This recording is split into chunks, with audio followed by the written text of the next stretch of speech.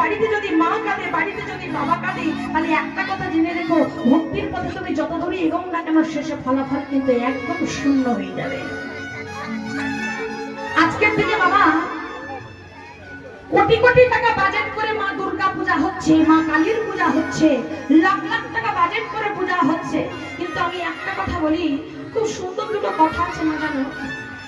বলছে পুজিস তোরা মাটির প্রতিমা, খুব মন দেবেন কথাটা। বলছে পুজিস তোরা মাটির প্রতিমা, মাটি তো তোরা পুজিস নেই।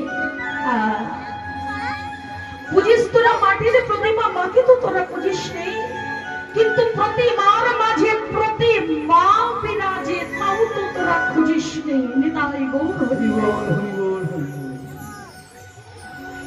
ভগবান কি বলে জানো মা?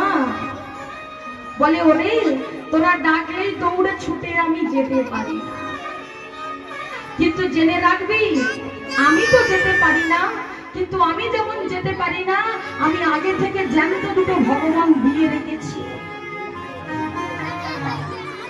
একটা কথা জেনে রেখো না, আজকে হরিবাসরে দাঁড়িয়ে আমি বলে যাচ্ছি, বাবা মায়ের আশীর্বাদটা যদি মাথায় থাকে, বাবা মায়ের ভালোবাসাটা যদি সঙ্গে থাকে, সন্তানকে জানতে হবে জীবনে কোথাও কোনোদিন তাকে দাঁড়াতে হবে না,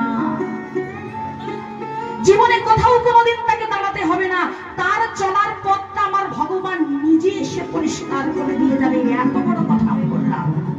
বাবা মাকে যে সন্তান মাথায় করে রেখেছে, বাবা মাকে যে সন্তান ভালোবেসে আগলে রেখেছে, আলাদা করে তার ভগবানকে ডাকার দরকার নেই বাবা, এটা আমি বলি, আলাদা করে তার ভগবানকে ডাকার দরকার নেই।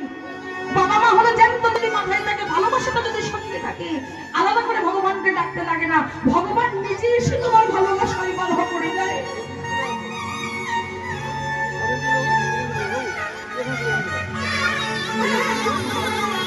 পৃথিবীতে এই দুটো ব্যক্তি আছে বাবা, একমাত্র এই দুটো ব্যক্তি আছে পৃথিবীতে।